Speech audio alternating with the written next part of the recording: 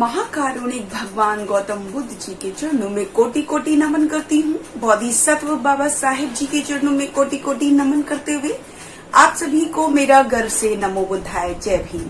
साथियों, हम बात कर रहे हैं बुद्ध और उनके धम्म की। तो जैसा कि हमारा तीसरा खंड चल रहा है और तीसरे खंड के चौथे भाग की हम बात कर रहे हैं कि धम्म क्या है। इससे पहले हमने देखा था कि धम्म क्या है, लेकिन अब हमारा चल रहा है कि धम्म क्या है। तो इसके आज हम दूसरे भाग की बात करेंगे, जिसमें कि ईश्वर में विश्वास करना ही धम्म है, या धम्म का ईश्वर में विश्वास करना आवश्यक अंग नहीं है। मतलब ये कोई आवश्यक अंग नहीं है। ये जो ईश्वर में विश्वास करता है वो धम्म नहीं, धम्म कहलाता है। तो इसके विषय में आज हम बात करेंगे। तो मैं आपको बताना चाहूंगी कि मोस्टली ये मतलब वो होता है, एक प्रश्न होता है कि इस संसार का निर्माण किसने किया। ये एक सामान्य प्रश्न है और इसका सामान्य सा ही उत्तर है कि लोग कहते हैं कि जो है संसार का जो निर्माण है वो ईश्वर ने किया है। ऐसा आमतौर पे यही लोगों में चलता है और इसी को लोग बोलते हैं। तो ये जो लोग हैं जो इस अंधविश्वास में या इस अवधारणा में जो विश्वास करते हैं, उनका जो है उन्होंने अपने ईश्वर को कई नामों से पुकारा है। मैं आपको बताना यहाँ पर ये चाहूंगी कि हिंदू धर्म शास्त्रों में, चाहे वो वेद हों, पुराण हों, उपनिषद हों, या फिर अपने रामायण, गीता, महाभारत, इस तरह के कोई भी जो हिंदू धर्म शास्त्र है, उसमें कभी भी भगवान शब्द का यूज नहीं किया गया, क्योंकि भगवान हम तथागत बुद्ध को बोलते हैं। तो ईश्वर का ही यूज किया गया या हरि का यूज किया गया इनके धर्म शास्त्रों में। तो ये तो भगवान इन्होंने हमारे तथागत बुद्ध का ले लिया है, इसलिए हमको कभी भी इनके जो भगवान है, जो काल्पनिक जो भगवान इन्होंने बनाए हुए हैं, उनको हमको भगवान नहीं मानना चाहिए। वो ईश्वर है और ईश्वर का और हरि का मतलब होता है हरने वाला या लूटने वाला। तो मैं आपको ये बताना चाहूंगी कि कभी भी हमको भगवान का यूज इनके काल्पनिक देवताओं के बारे में नहीं करना चाहिए। तो जो ईश्वर के इन्होंने कई मतलब नाम दिए। किसी ने कहा प्रजापति, किसी ने कहा ब्रह्मा या महाब्रह्मा, इसके नाम से इन्होंने इसको जाना। दूसरा इन्होंने एक और अवधारणा लगाई कि जो है ईश्वर जो है सर्वशक्तिमान है, वो सर्व अंतर्यामी है। वो इस तरीके से इन्होंने ईश्वर की परिकल्पना की।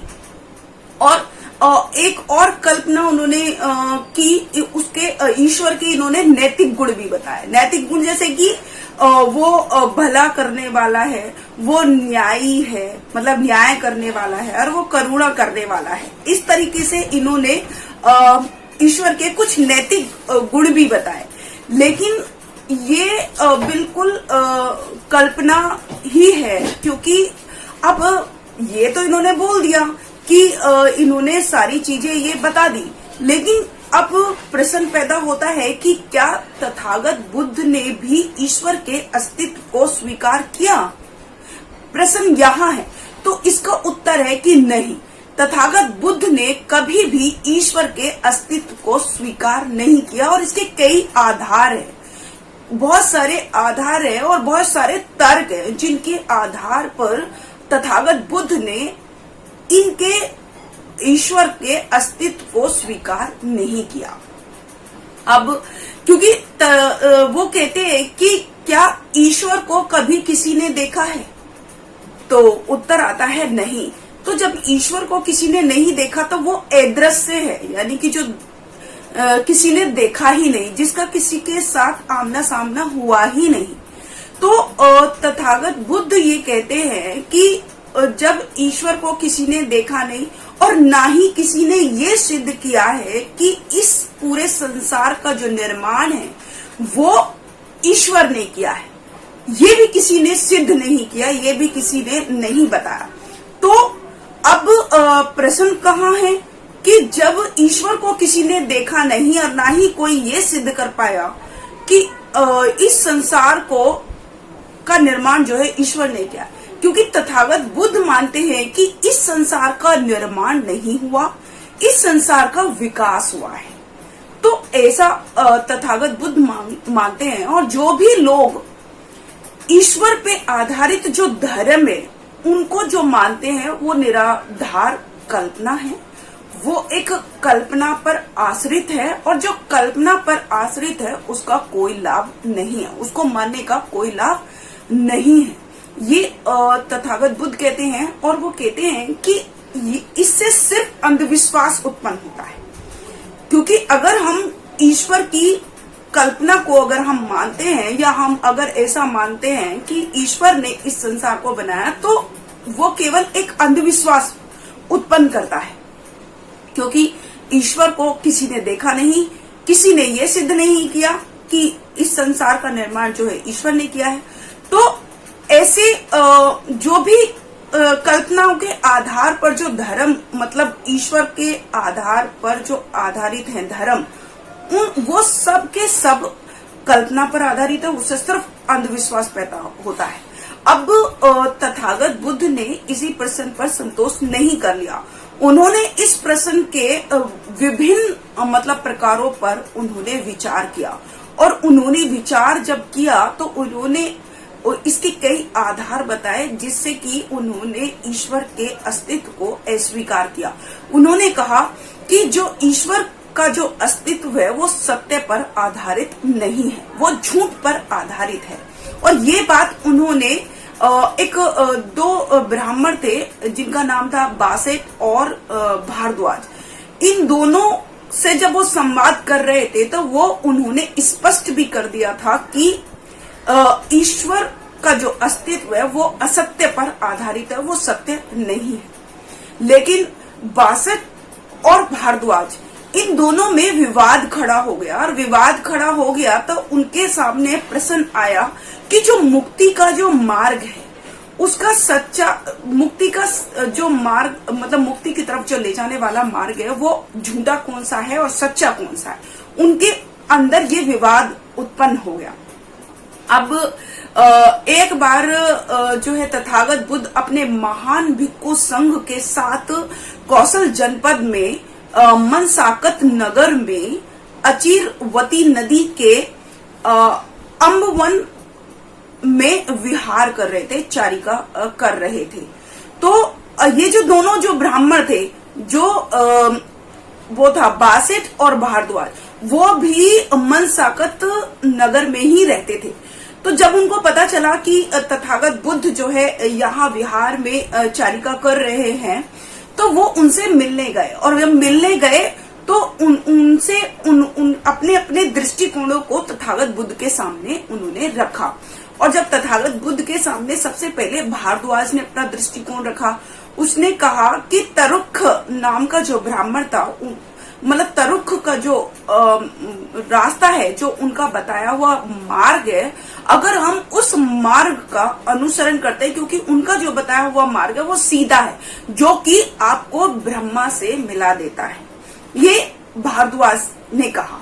और जो बासेट था, वो बासेट उसने अपने मार्ग बताया, उसने अपना दृष्टिकोण उनके सामने रखा कि कई सारे जो ब्राह्मण हैं, जो तैत्रीय है और कंछुक है, बहुवर्गीय जो ब्राह्मण हैं, ये ऐसे कई सारे ब्राह्मण हैं जिन्होंने सीधा सीधा मार्ग बताया है, और जिनके मार्ग का अनुसरण करके हम वो ब्रह्मा से आपको सीधा मिला देगा।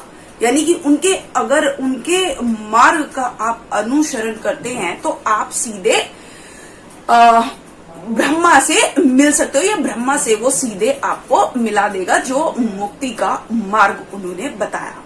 लेकिन अब वो ये कहते हैं कि उन्होंने एग्जाम्पल दिया कि जैसे एक गांव के कई सारे रास्ते होते हैं, लेकिन जब वो सारे रास्तों से अगर उस गांव में प्रवेश करते तो गांव में प्रवेश कर लेते। इसी तरीके से ब्रह्मा के पास भी कई सारे जो ब्राह्मण थे उन्होंने अपने अपने मार्ग बताए, लेकिन सारे जो मार्ग हैं वो ब्रह्मा तक ही ले जाते हैं, ब्रह्मा से ही आपको मिलाते हैं।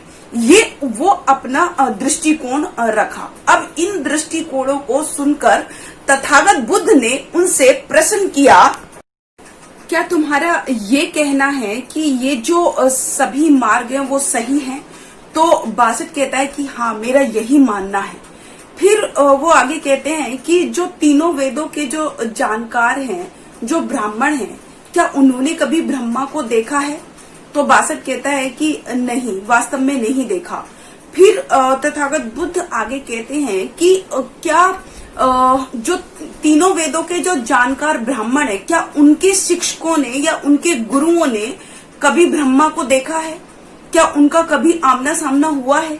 तो वो कहता है कि निश्चय से ही नहीं, उन्होंने भी ब्रह्मा को नहीं देखा।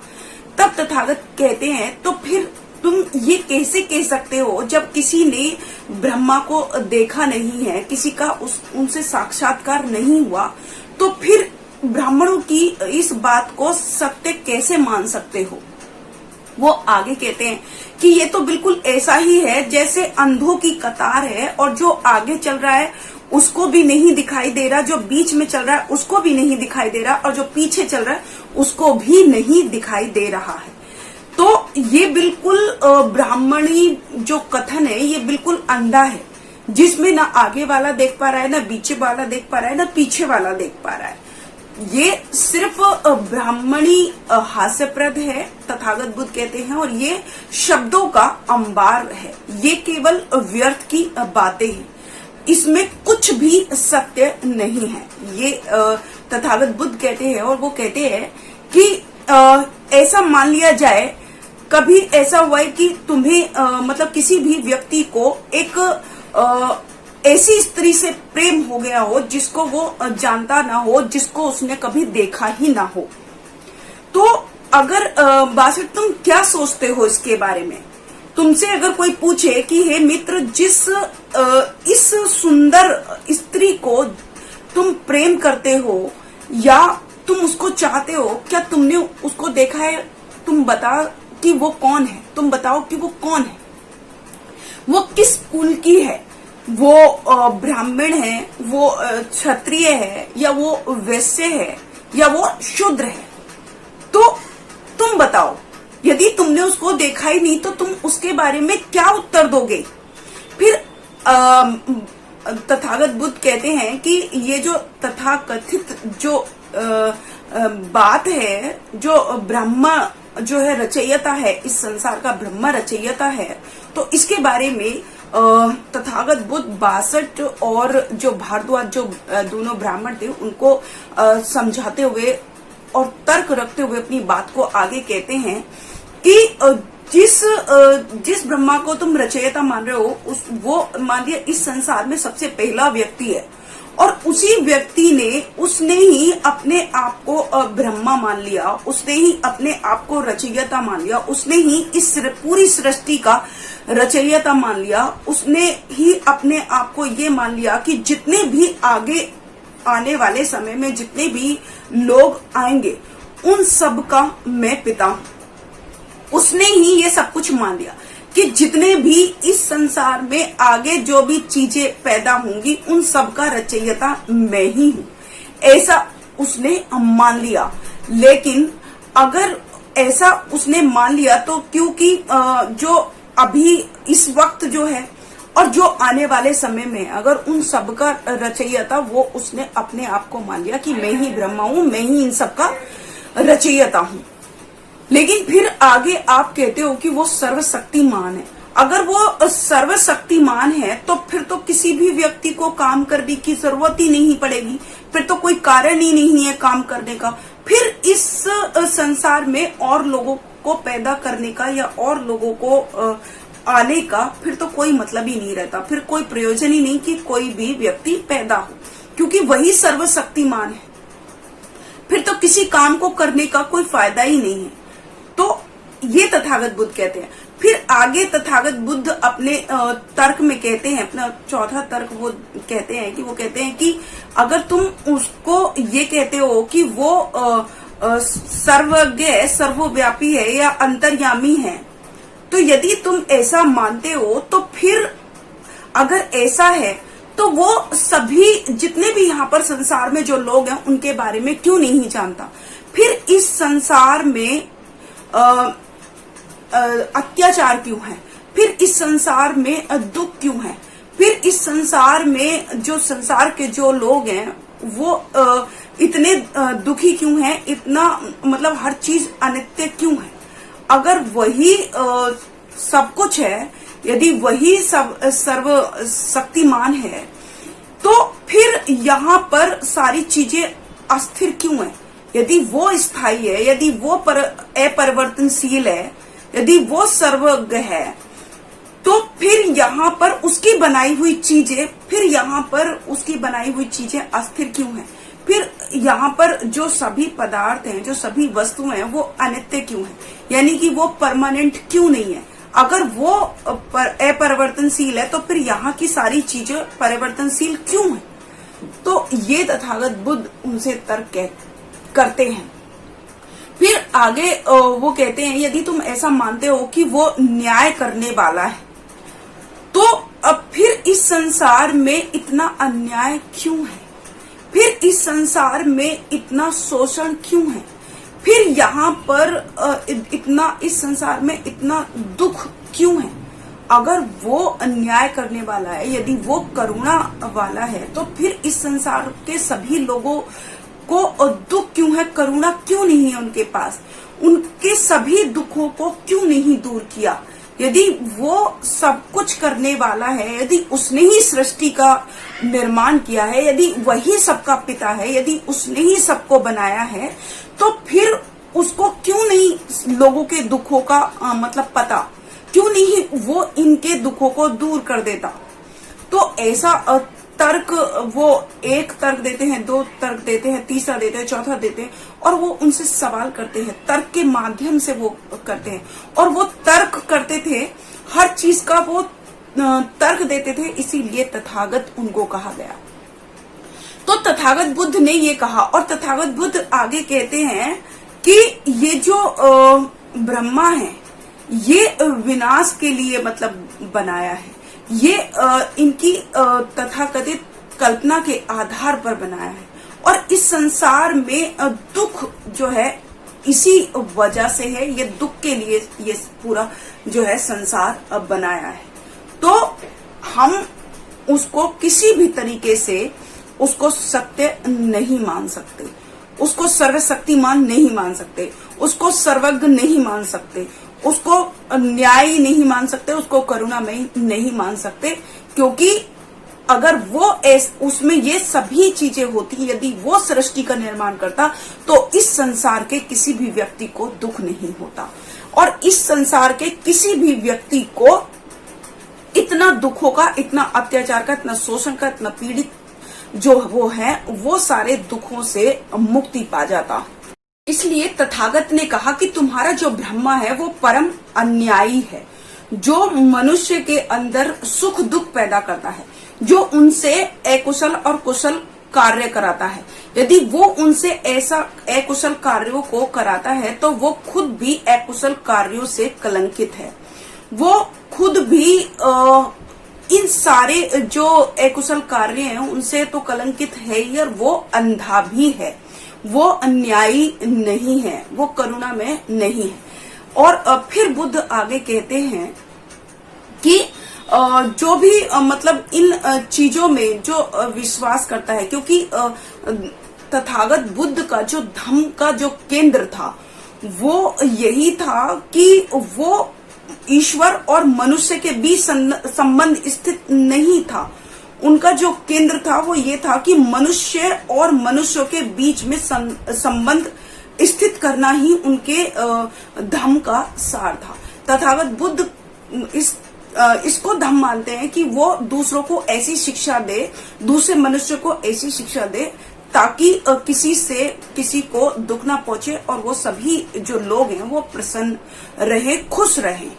और वो आगे अपने तर्क में कहते हैं, क्योंकि वो जो धार्मिक जो अनुष्ठान होते हैं, जो क्रियाकलाप होते हैं, जो कर्म कांड होते हैं, उनके सख्त विरोधी थे। उन्होंने कहा था कि ये जो सारी क्रियाएं हैं वो अंधविश्वास का घर है, जो कि सम्मा दृष्टि को खत्म करता है, जो तथागत बुद्ध के अष्टांगिक मार्ग का महत्वपूर्ण पक्ष है। ये जो जितने भी धार्मिक अनुष्ठान हैं, धार्मिक कर्म कांड हैं, ये सभी के सभी जो है पुरोहिती को जन्म देते हैं। मतलब इससे पुरोहित जन्म लेते हैं, जो पूजा अर्चना करने के लिए पुरोहिती जन्म लेते हैं। और पुरोहिती जो होती है वो सबसे ज्यादा प्रकृति, उसकी दुष्ट प्रकृति होती है, वो सबसे ज्यादा अंधविश्वास को जन्म देती है। और अंधविश्वास जो है मनुष्य की बुद्धि को नष्ट करता है, और वो सम्मा दृष्टि को भी, यानी कि जो जिससे मनुष्य खुश रहे उस चीज को सभी को नष्ट करते हैं। वो सत्य को नष्ट करता है, जो अंधविश्वास होता है। इसीलिए तथागत बुद्ध इनके सख्त विरोधी थे। वो ईश्वर को नकारते थे, उसके अस्तित्व को इसीलिए नकारते थे कि वो किसी भी हालत में सर्वशक्तिमान या उस ईश्वर का कोई अस्तित्व ही नहीं है। तथागत के अनुसार ईश्वर में विश्वास करना बहुत ही खतरनाक बात थी, क्योंकि जो तथागत ने जो बहुत सारे तर्क दिए थे उनसे साबित हो गया था। लेकिन फिर भी तथागत के द्वारा दिए गए जो बहुत सारे जो तर्क थे उनमें बहुत सारे व्यवहारिक थे, लेकिन कुछ जो है अध्यात्म विद्या से संबंधित थे। तथागत जानते थे तथागत कि इनमें ईश्वर के अस्तित्व के विरुद्ध कोई भी मारक तत्व या मारक तर्क नहीं है। लेकिन इसका मतलब ये नहीं है कि उन्होंने मारक तर्क नहीं दिया। उन्होंने अपने सिद्धांत के अनुसार एक मारक तर्क दिया, क्योंकि वो ईश्वर में विश्वास को खतरनाक और घातक मानते थे। तो इसीलिए उनका जो प्रत्यय समुतवाद के सिद्धांत के अंतर्गत आता है उनका ये तर्क, जो कि निर्भरता के सिद्धांत के रूप में आगे जाना गया। तथागत इसमें ये कहते हैं कि प्रश्न ये नहीं है कि ईश्वर का अस्तित्व है या नहीं। प्रश्न ये है कि यदि ईश्वर ने सृष्टि की रचना की तो वो कैसे की। प्रश्न ये है, और किस पदार्थ से उन्होंने रचना की। शून्यता से की, यानी कि अभाव में की, या फिर किसी पदार्थ से की। लेकिन अगर शून्यता में की या किसी पदार्थ के अभाव में की तो ये विश्वास करना असंभव था, क्योंकि कुछ न कुछ पदार्थ तो पृथ्वी की सृष्टि में किया ही गया होगा। ऐसा कि बिल्कुल कुछ न होने के बाद किसी पदार्थ से रचना की है तो इसमें विश्वास किया नहीं जा सकता। इसलिए तथागत ने एक कहा कि अगर ब्रह्मा ने इस सृष्टि की रचना में किसी पदार्थ का यूज किया है या किसी पदार्थ का इस्तेमाल किया है तो वो पदार्थ कौन सा मतलब है।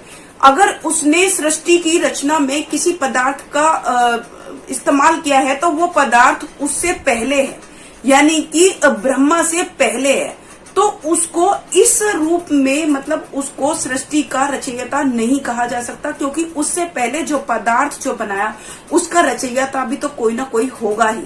इसीलिए ये एक बहुत ही महत्वपूर्ण तर्क उन्होंने दिया था कि कोई ना कोई ऐसा पदार्थ है तो किसी न किसी ने वो पदार्थ जो पदार्थ है जो पहले सृष्टि की रचना में यूज किया गया, इस्तेमाल किया गया, उस पदार्थ का रचयिता कोई और है। इसलिए हम ब्रह्मा को किसी भी हालत में इस सृष्टि का रचयिता नहीं मान सकते। और यही उनका ये प्रत्यय समुतवाद का सिद्धांत के अंतर्गत ये तर्क आता है, जो कि एक अकाट्य सत्य था। जो तथागत बुद्ध ने जो तर्क दिया था वो ईश्वर के अस्तित्व को पूर्ण रूप से खारिज करता था। तो इसी वजह से तथागत बुद्ध ने कहा कि ये जितनी जो भी लोग इस चीज में विश्वास करते हैं, ईश्वर में विश्वास करते हैं, धार्मिक अनुष्ठानों में विश्वास करते हैं, कर्म कांडों में विश्वास करते हैं, पूजा में विश्वास करते हैं, उन सभी का तथागत बुद्ध ने विरोध किया, और वो भी तर्कों के आधार पर। उन्होंने हर चीज का तर्क दिया और उस तर्क से उन्होंने ईश्वर के अस्तित्व को खारिज किया, उसको नकार दिया। तो आज का जो हमारा चैप्टर है वो यही समाप्त होता है। कल फिर से आपके सामने एक नए अध्याय के साथ उपस्थित होंगी। तब तक के लिए मैं शकुन बौद्ध अपनी वाणी को विराम देती हूँ। आप सभी को मेरा गर्व से नमो बुद्धाय। जय भीम, जय भारत, जय समय। अगर आपने अभी तक हमारा चैनल सब्सक्राइब नहीं किया है तो सब्सक्राइब करें और घंटी का बटन बिल्कुल भी दबाना ना भूलें, ताकि सभी लेटेस्ट खबरें पहुंच सकें आप पे सबसे पहले।